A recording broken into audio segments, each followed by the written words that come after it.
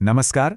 आज हम एक ऐसी पौराणिक कथा पर बात करने वाले हैं जो सच में रोंगटे खड़े कर देने वाली है। देखिए, देवों और दानवों के युद्ध तो हमने बहुत सुने हैं, है ना?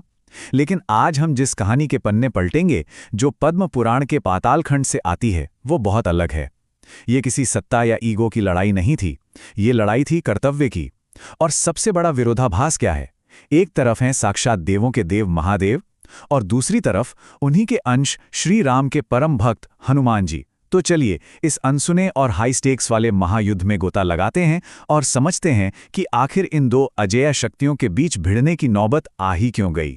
अब सबसे पहला सवाल जो दिमाग में आता है, भगवान राम का सबसे बड़ा भक्त विनाश के देवता शिव से क्यों लड़ेगा? सोचने में ही थोड़ा अजीब लगता है ना। और वो भी तब जब हनुमान जी को खुद भगवान शिव का अवतार माना जाता है। तो असल में ये कोई आम लड़ाई नहीं थी। ये कर्तव्यों का एक बहुत ही खूबसूरत लेकिन इमोशनल टकराव था। एक तरफ अपने इष्ट देव महादेव के प्रति प्यार और दूसरी तरफ अपने स्वामी श्री राम के प्रति फर्ज। इस पूरी सिचुएशन को गहराई से समझने के लिए ना हमें इतिहास में थोड़ा पीछे जाना होगा। तो इस पूरे महायुद्ध की जड़ छिपी है एक बहुत ही प्राचीन वैदिक परंपरा में, अश्वमेध यज्ञ। जब लंका में रावण को हराकर भगवान राम वापस अयोध्या आए तो उन्होंने इस भव्य अनुष्ठान का आयोजन किया। ये कोई छोटा मोटा यज्ञ नहीं था। ये एक चक्रवर्ती सम्राट की सत्ता स्थापित करने का तरीका था। इसमें एक पवित्र घोड़ा छोड़ा जाता था और इस खास यज्ञ में उस घोड़े की सुरक्षा की जिम्मेदारी किसे मिली? श्री राम के छोटे भाई शत्रुघ्न और भरत के वीर बेटे राजकुमार पुष्कल को। अब नियम ये था कि वो घोड़ा जहां जहां जाएगा वो पूरा इलाका भगवान राम के अधीन मान लिया जाएगा। अब देखिए, इस यज्ञ के नियम ना बहुत ही सख्त और एकदम क्लियर थे। पहला, पवित्र घोड़े को एकदम खुला छोड़ दो। दूसरा, वो अपनी मर्जी से कहीं भी जा सकता है। लेकिन तीसरा और सबसे खतरनाक नियम यह था कि अगर किसी भी राजा ने उस घोड़े को रोकने या बांधने की जुर्रत की तो इसका सीधा मतलब था श्री राम को चुनौती देना, मतलब सीधे युद्ध की घोषणा। अब यह घोड़ा बिना किसी रुकावट के कई राज्यों से गुजरता गया, लेकिन फिर ये एक ऐसी जगह पहुंच गया जो बहुत ही रहस्यमयी और खतरनाक थी। और वो जगह थी देवपुर नगरी। हमारे स्रोतों के मुताबिक ये कोई आम शहर नहीं था। ये एक ऐसा राज्य था जिसकी ऊंची ऊंची दीवारें पूरी तरह से स्फटिक मणि यानी चमकते हुए क्रिस्टल से बनी थी। एकदम अभेद्य और बेहिसाब दौलत से भरी नगरी। और यहाँ के राजा थे महाराज वीरमणि। महाराज वीरमणि जितने ताकतवर थे उससे कई ज्यादा वो भगवान शिव के परम भक्त थे। उन्होंने शिप्रा नदी के किनारे महाकाल मंदिर में सालों तक घोर तपस्या की थी। और आपको पता है, इसी तपस्या ने आगे चलकर इस महायुद्ध की पूरी स्क्रिप्ट लिख दी। क्योंकि इसी तपस्या से खुश होकर साक्षात महादेव ने उन्हें एक ऐसा वरदान दे दिया था जिसे दुनिया की कोई ताकत टाल नहीं सकती थी। शिव जी ने साफ साफ कह दिया था कि जब तक श्री राम का घोड़ा यहां नहीं आ जाता, देवपुर सुरक्षित रहेगा और वो खुद इसकी रक्षा करेंगे। अब सोचिए क्या सिचुएशन बन गई। एक तरफ श्री राम के अनुष्ठान का घोड़ा जिसे रोकना मतलब युद्ध, और दूसरी तरफ साक्षात शिव का वचन जो देवपुर की ढाल बनकर खड़ा था। ये तो वही बात हो गई ना कि एक अजेय शक्ति सीधे एक अटल चट्टान से टकराने वाली थी। और फिर चीजें इतनी तेजी से बिगड़ी कि किसी को संभलने का मौका ही नहीं मिला। पहले दिन जैसे ही राजा वीरमणि के बेटे रुक्मांगद ने उस घोड़े को देखा, उसने उसे पकड़ लिया। दूसरे दिन इसका नतीजा ये हुआ कि गुस्से में भरे शत्रुघ्न ने देवपुर पर सीधा हमला बोल दिया। देवपुर की तरफ से वीर सिंह, बनमित्र और रिपुवार जैसे बड़े बड़े योद्धा मैदान में आ गए। लेकिन तीसरे दिन गेम पूरी तरह पलट गया, क्योंकि युद्ध भूमि में एंट्री हुई हनुमान जी की। उन्होंने अकेले ही पूरी सेना को पछाड़ दिया और खुद राजा वीरमणि को मूर्छित कर दिया। और जैसे ही वीरमणि जमीन पर गिरे, चौथे दिन वो हुआ जिसकी किसी ने कल्पना भी नहीं की थी। युद्ध के उस शोर शराबे के बीच अचानक एकदम सन्नाटा छा गया। पूरे आसमान में एक बहुत ही रहस्यमयी अलौकिक सा प्रकाश फैल गया। और फिर उस शांत रणभूमि में गूंजी नंदी के गले की घंटी और महादेव के डमरू की आवाज। जी हां, भगवान शिव अपने भक्त वीरमणि को दिया हुआ वचन निभाने के लिए अपने गणों के साथ खुद युद्ध भूमि में उतर आए थे। ये एक ऐसा सिनेमैटिक और ब्रह्मांडीय पल था ना, जिसने तीनों लोकों की सांसें अटका दी थीं। विनाश के देवता के मैदान में आते ही जो तबाही मची वो अकल्पनीय थी। शिव के सबसे शक्तिशाली गण वीरभद्र ने पलक झपकते ही राजकुमार पुष्कल का सिर धड़ से अलग कर दिया और खुद भगवान शिव के एक अचूक प्रहार से शत्रुघ्न वहीं मूर्छित होकर गिर पड़े। महादेव के उस रौद्र रूप और उस खौफनाक ताकत को देखकर श्रीराम की पूरी सेना में ऐसी दहशत फैली कि सब जान बचाकर भागने लगे। जो सेना कुछ देर पहले तक अजेय लग रही थी, वो महादेव के सामने ताश के पत्तों की तरह बिखर गई।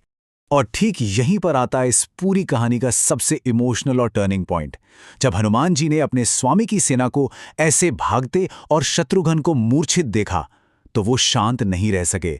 वो सीधे जाकर महादेव के सामने खड़े हो गए।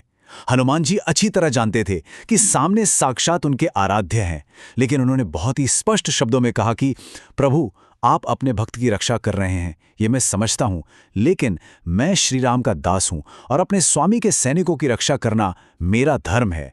सच में ये फर्ज और भक्ति का एक ऐसा टकराव था जिसकी कोई दूसरी मिसाल नहीं मिलती। अब बातचीत का समय खत्म हो चुका था और फिर शुरू हुआ वो भयंकर महायुद्ध जो इस ब्रह्मांड ने पहले कभी नहीं देखा था। हनुमान जी ने अपना वो प्रचंड रूप धारण किया और आते ही एक विशालकाय चट्टान उठाई और सीधा महादेव के रथ पर दे मारी। वो प्रहार इतना जबरदस्त था कि शिव का वो दिव्य रथ, उनके घोड़े और रथ का झंडा सब कुछ एक ही झटके में चकनाचूर होकर धूल में मिल गया। ये इस बात का एकदम साफ संकेत था कि हनुमान जी अपने कर्तव्य के लिए अब कोई भी सीमा पार कर जाएंगे। रथ के टूटते ही युद्ध और भी भयानक हो गया। महादेव तुरंत अपने वाहन नंदी पर सवार हो गए, लेकिन हनुमान जी कहाँ रुकने वाले थे। उन्होंने पास ही से एक बहुत बड़े शाल के पेड़ को जड़ से उखाड़ लिया और उसे हवा में घुमाते हुए सीधे विनाश के देवता पर एक और जोरदार प्रहार कर दिया। जरा इस सीन की कल्पना कीजिए, एक तरफ नंदी पर बैठे शांत लेकिन अचूक ताकत वाले महादेव और दूसरी तरफ क्रोध और भक्ति से भरे हनुमान जी, जो किसी दिव्यास्त्र का नहीं बल्कि प्रकृति की असीम शक्ति का इस्तेमाल कर रहे थे। अब जब महादेव ने देखा कि हनुमान जी किसी भी तरह से पीछे नहीं हट रहे हैं, तो उन्होंने क्रोध में आकर अपना सबसे बड़ा अस्त्र निकाल लिया, त्रिशूल।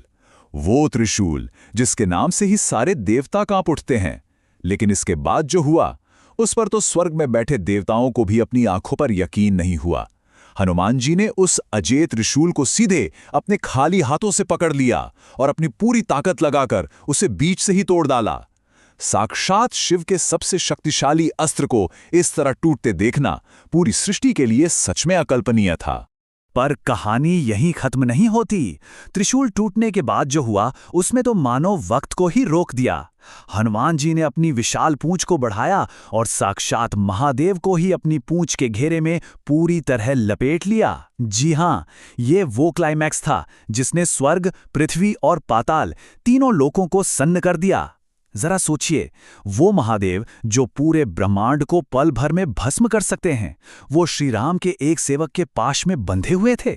ये हनुमान जी की असीम ताकत और उनकी परम भक्ति का सबसे बड़ा सबूत था।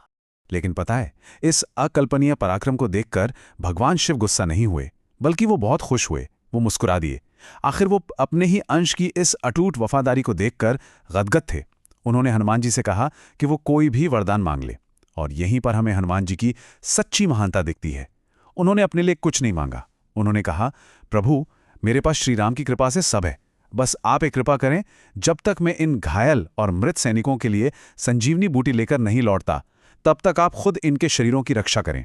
और शिव जी ने खुशी खुशी ये बात मान ली। और इस तरह उस भयंकर विनाश के बीच एक नई शांति की शुरुआत हुई।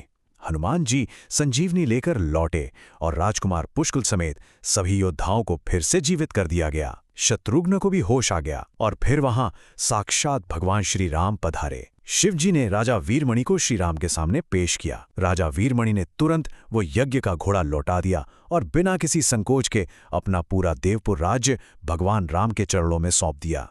अब अगर हम इस पूरे घटनाक्रम को थोड़ा करीब से देखें तो एक बहुत गहरी बात समझ में आती है। ये लड़ाई किसी के ईगो या अहंकार की नहीं थी।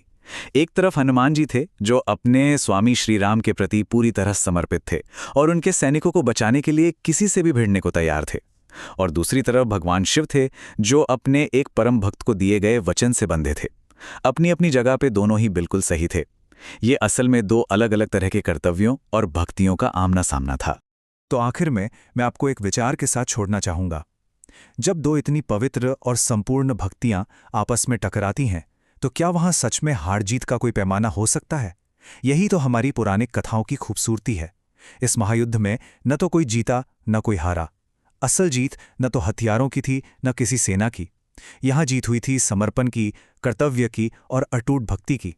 उम्मीद है आज के इस विश्लेषण ने आपको कुछ नया सोचने पर मजबूर किया होगा। ऐसे ही और भी दिलचस्प विषयों पर चर्चा के लिए हमारे साथ जुड़े रहें।